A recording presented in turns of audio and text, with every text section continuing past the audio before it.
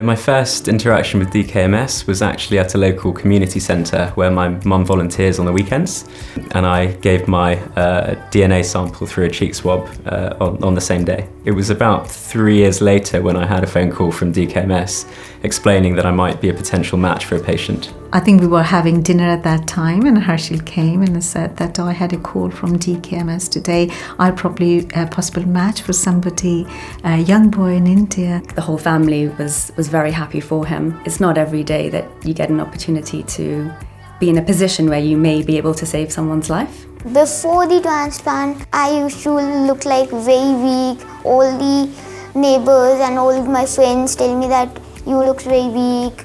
You looks like yellow. The next stage was the confirmatory process where they take a blood sample to ensure that you are a correct donor for your patient. And you also go through a health checkup just to make sure that you're in fine health to be able to be a donor. At the time, we were immediately very excited for him and very happy. We also had some reservations, you know. How does it feel? How will it impact his health? Is it dangerous?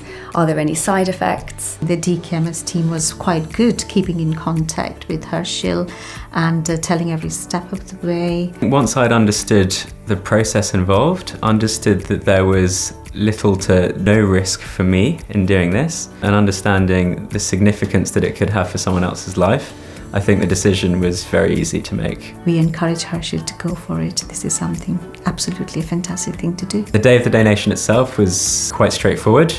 We went to a hospital in central London. It took about 5 hours, the whole process, to donate the stem cells. And it was a case of being hooked up to some quite interesting technology, drawing blood from one arm and filtering out stem cells and having the blood returned to you through your other arm.